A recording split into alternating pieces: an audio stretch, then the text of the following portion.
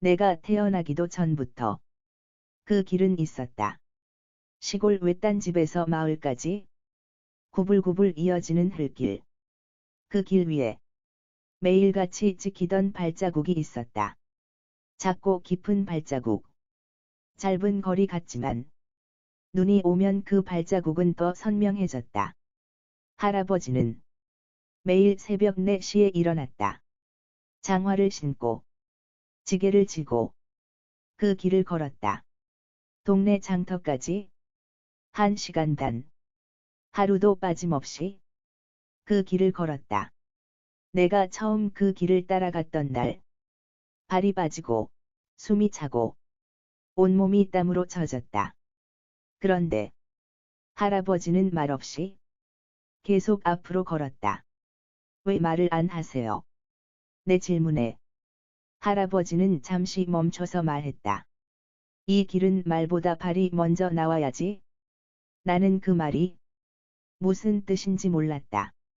시간이 흘러 도시로 떠났고 할아버지는 점점 걷지 않게 되었다.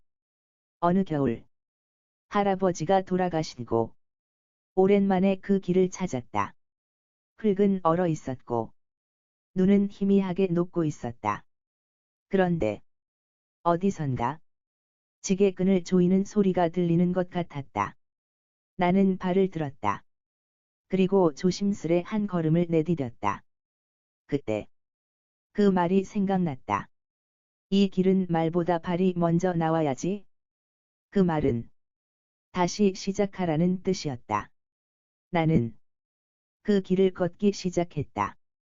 할아버지의 발자국 위에 내 발을 맞추며 눈이 천천히 내리고 있었다. 할아버지 방은 늘 어두웠다. 작은 창 하나, 흙벽, 그리고 나무장. 나는 그 방을 무서워했다. 어릴 적엔 그저 낡고 조용한 공간이었다. 하지만 방학 때마다 그 방 한구석에 앉아 할아버지가 꺼낸 약봉투를 하나씩 정리하곤 했다. 하얀 건 아침, 노란 건 저녁. 그 말만 남기고 할아버지는 다시 밖으로 나가셨다. 나는 그걸 놀이처럼 외웠다. 하얀 건 아침, 노란 건 저녁. 몇 년 뒤 할아버지가 안 계신 그 방을 다시 들어갔을 때 흙벽 안쪽에서 무엇인가 발견되었다. 작은 상자 하나. 그 안엔 내 이름이 적힌 종이와 어릴 적 그려줬던 그림이 곱게 접혀 있었다. 나는 몰랐다. 그 어두운 방에서 할아버지가 나를 그렇게 밝게 보고 있었던 걸. 중학생 때 운동회가 있었다. 나는 단거리 달리기 대표였다. 신발끈을 2번 묶고 출발선에 섰다. 그날은 관중석에 가족은 아무도 없었다. 나는 그냥 혼자 달리고 혼자 숨을 헐떡이고 혼자 다시 자리로 돌아갔다. 그런데 집에 오니 현관 앞에 운동화가 놓여 있었다. 새 운동화. 할아버지가 사 오신 거였다. 말 없이, 상자도 없이 그냥 신고 있으라고 했다. 나는 물었다. 왜요? 할아버지는 창문 너머를 보며 말했다. 끈이 좀 약해 보이더라. 그 말이 그날의 전부였다. 나는 그 신발을 1년 넘게 신었다. 끈은 한 번도 풀리지 않았다.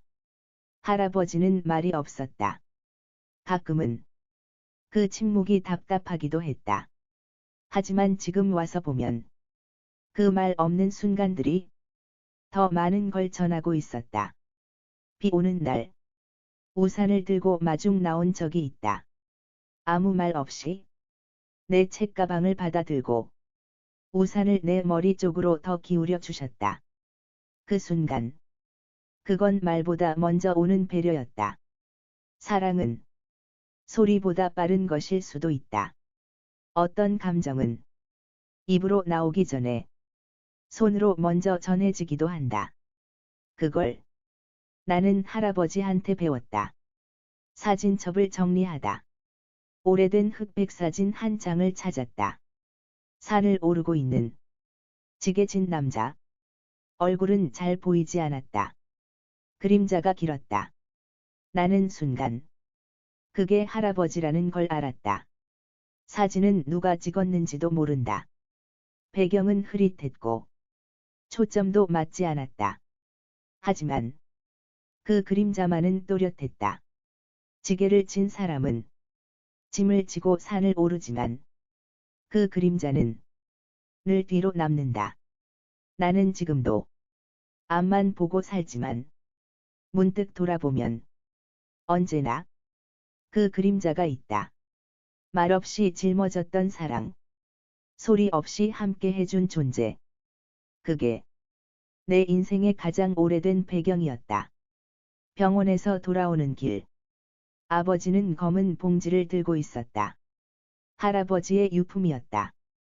작은 물건 몇 개, 약봉지, 그리고 금이 간 안경 하나. 나는 조심스레 그 안경을 꺼냈다. 왼쪽 렌즈엔 얇은 실금이 나 있었다. 넘어지셨을 때 깨졌어. 아버지가 조용히 말했다. 그 말을 듣고도 나는 그 안경을 한참 바라봤다. 그 작은 금 안에 할아버지의 시선이 영원히 멈춘 것 같았다. 세상을 바라보던 마지막 창. 끝까지 손에서 놓지 않았던 그 안경. 나는 그걸 조용히 닫힌 책장 위에 올려놨다. 그게 우리 가족의 오래된 눈이었다. 딸아이가 걸음을 배우던 시절. 작은 발로 한두 걸음 걷고 곧잘 넘어진다. 나는 항상 뒤에서 손을 뻗어 있었다. 넘어질 것 같으면 잡아주려고. 하지만 어느 날은 일부러 안 잡았다. 넘어져도 혼자 일어나는 법을 배우게 하려고. 그날 밤 딸아이는 내 손을 꼭 잡고 말했다. 아빠, 오늘은 손 안 잡아줬지? 나는 대답하지 못했다. 그리고 그 순간 문득 할아버지가 생각났다. 나도 수없이 넘어졌고 수없이 다시 일어났다. 어쩌면 그때도 누군가의 손이 내 뒤에 항상 있었을지 모른다.